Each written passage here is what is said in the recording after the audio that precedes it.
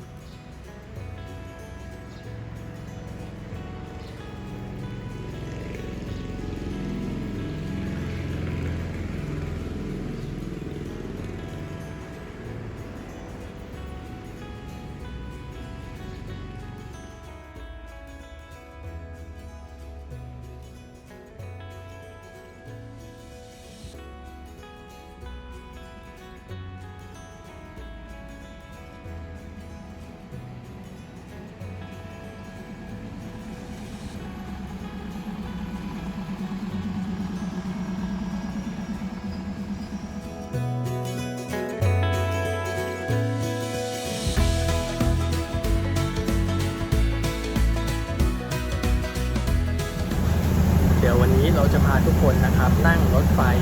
เข้าสู่จังหวัดสุโขทัยนะครับโดยมีปลายทางที่อำเภอสวรรคโลกจังหวัดสุโขทัยนะครับซึ่ง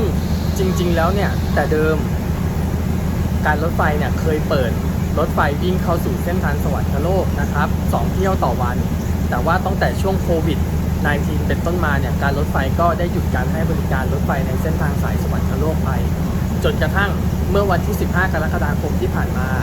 นะครับการรถไฟได้เปิดเดินรถไฟอีกครั้งในเส้นทางสายสวรรคโลกแต่ว่าเปลี่ยนรูปแบบการให้บริการเป็นขบวนรถท้องถิ่นนะครับซึ่งมีเดินระหว่างสถานีศิลาอาสน์ปลายทางที่สถานีสวรรคโลกแล้วก็เริ่มต้นจากสถานีสวรรคโลกปลายทางสถานีศิลาอาสน์นะครับรวมเป็นวันละ2เที่ยวโดยวิ่งเป็นขบวนรถท้องถิ่นหยุดรถทุกสถานีนะครับเดี๋ยวเราจะไปดูบรรยากาศของเส้นทางสายสวรรคโลกกันว่าตลอดช่วงระยะเวลา 3-4 ปีที่ผ่านมานะครับมีความเปลี่ยนแปลงไปมากน้อยแค่ไหนว่าแล้วก็ตีตั๋วขึ้นรถมาเลย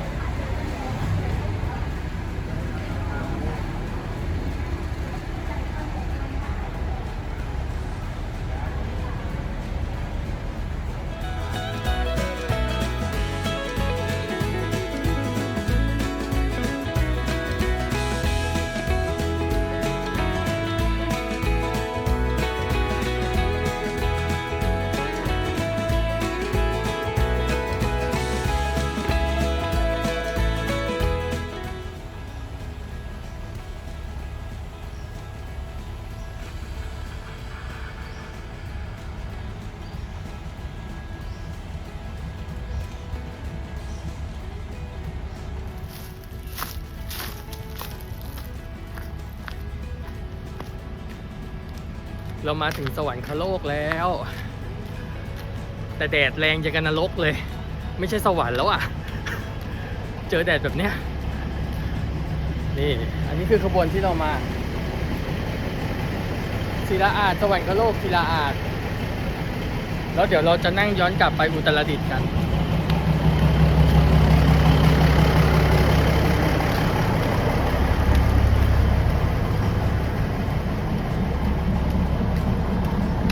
ฝั่งทางนี้ก็คืออาคารสถานีดั้งเดิมตั้งแต่ยุคแรกเลย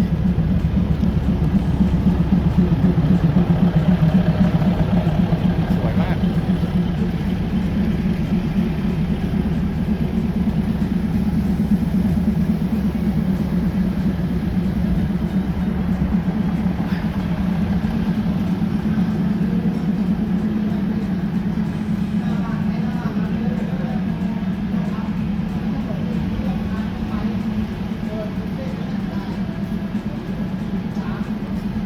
กำหนดเวลาของรถไฟ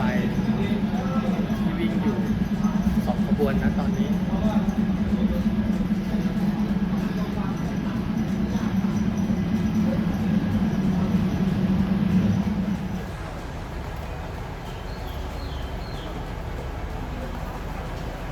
ถ้าใครอยู่น้ำก็เชิญร้านบาร์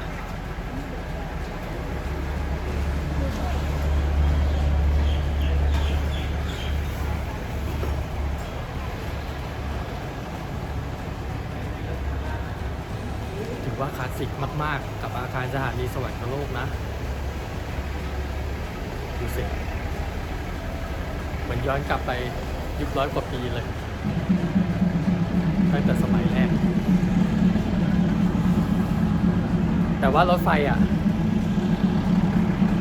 อายุเพิ่งจะแค่ 30-40 ปีเหลือเวลาอีก5 นาทีเดี๋ยวเราขึ้นรถเลยดีกว่า